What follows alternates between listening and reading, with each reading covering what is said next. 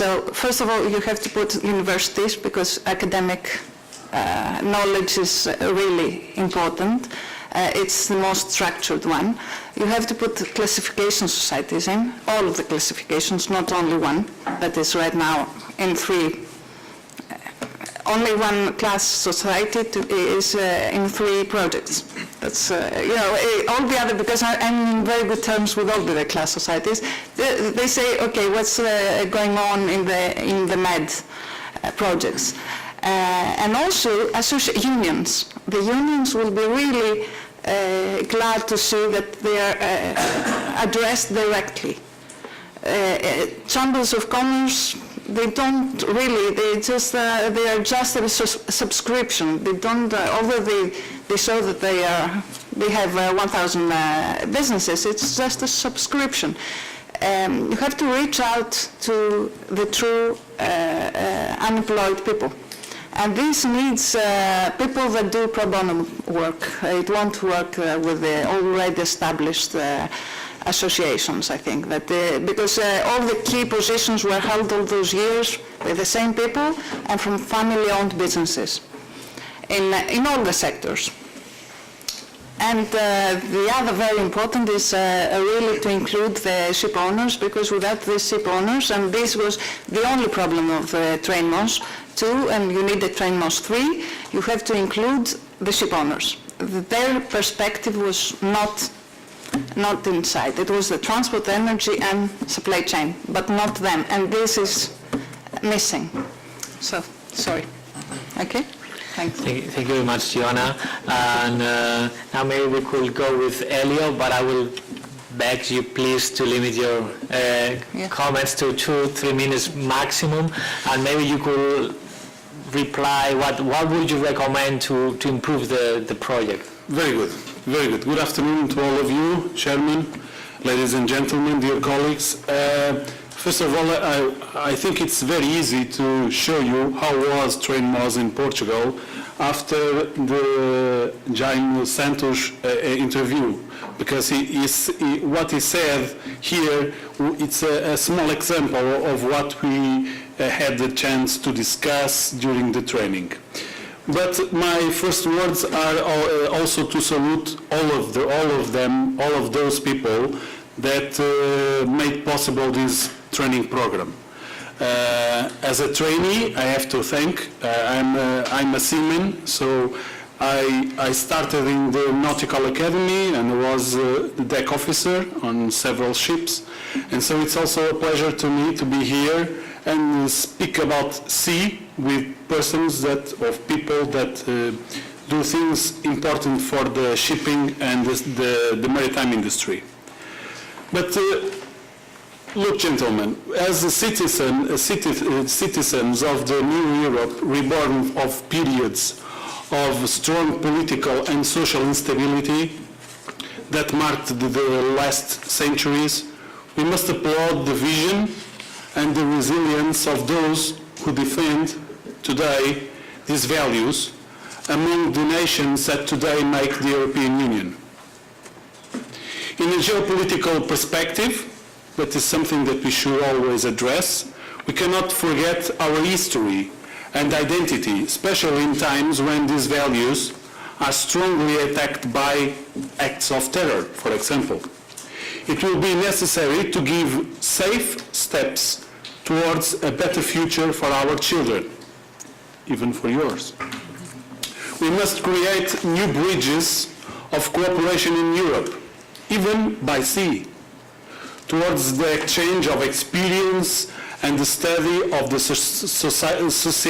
societal problems that we confront, knocking down old barriers and boundaries. Ladies and gentlemen, in this forum today, dedicated to science and to the knowledge, I think, in the context of the project TRAINMOS II, there must be a place for a reflection about the European geostrategic regarding the sea and the European transport networks. I think we all also discussed these matters.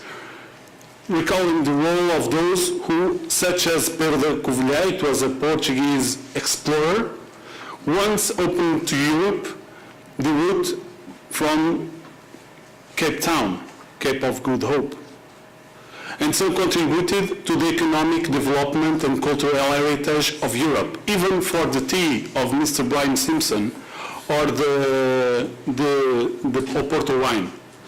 So we have today a huge challenge, Mr. Chairman, in hands, resulting from the transformations that we are all witnessed.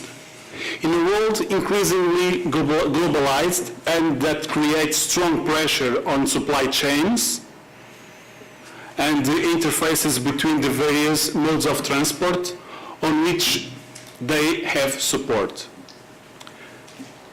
It's also very important to identify the various supply chains and logistic networks on our industry and cities. This is one thing that we discussed during the training. Reducing the intermodal bottlenecks, simplifying administrative procedures, reducing waste, and betting on to the environmental sustainability of transport towards the implementation of a genuine European logistics single window. So, it's my true belief that the training course promoted by Magellan in Portugal in the context of the TrainMoS project, and in which I participated as a professional of the port and maritime sector, contributed significantly to a clear notion of the challenges and the opportunities or the drivers ahead in order to create added value and promote economic and social development of communities that share the same interland and foreland. We must now look forward and join forces with all the stakeholders so that the dynamic and the road that TrainMoS already done is not lost, and try to extend this scope of this project to the ultra-peripheral regions, neighbor countries, and the diaspora. I think it's very important to also include the cultural heritage and the language that unites all of us, contributing to a positive way for a better Europe. Thank you. I think it resumes what I think. Thank you very much, Elio. And maybe now we could go with Andrea first. You could tell us your experience, and if you could address at least one of the questions I do in this case. What would you recommend to the stakeholders here who are the supporters of this project? Okay. Good evening to everybody of you. Thank you very much for the opportunity to be here today to express my feedback about TRAINMOS II. After graduating in marine engineering first and in management engineering later, I owned about 7 years of professional experience with very big maritime OEM suppliers like ABB Marine first and Rolls-Royce later. Both of them have focused on energy saving and LNG fueled vessel.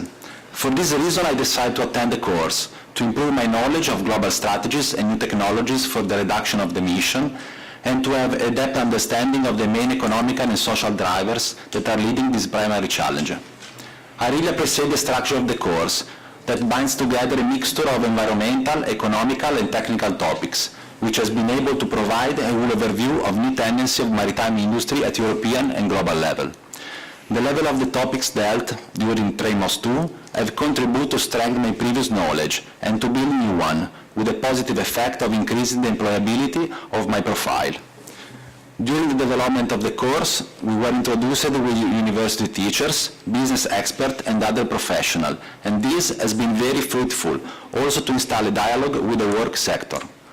I'm confident that this new created network of contact will be translated in work opportunities at the national and European level.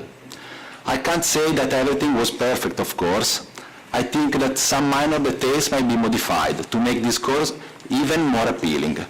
One idea could be the possibility of having an on-field visit on existing installation in order to complete the good theoretical lesson. For instance, visit an on-board LNG vessel or a regasification LNG plant.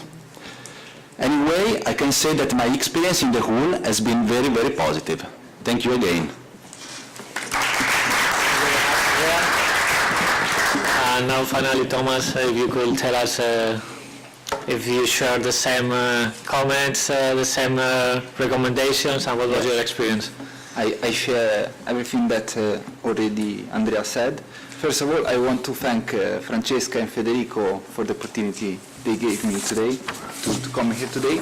And to answer your first question, would you recommend these other students to follow another courses, TrainMoS III?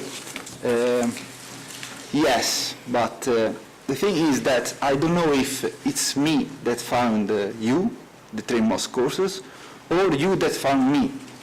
I mean, there are many other people like me, students, that really wanted to follow this kind of courses because they already know a lot of things like these, like sustainability, like the importance of different alternative fuels and so on. But very often, at least in Italy, we don't find these kind of courses. So thank you for the opportunity that you gave us. And just a few words about my experience, my personal experience. I'm a PhD student at the University of Genova. I'm a maritime and naval architect. My field of study is the application of fuel cells on board ships, so I already study alternative fuels on board ships. Anyhow, I found many other information and I increased a lot my knowledge thanks to the courses that I followed. So thank you very much. And that's it, I think. Okay. Thank you very much.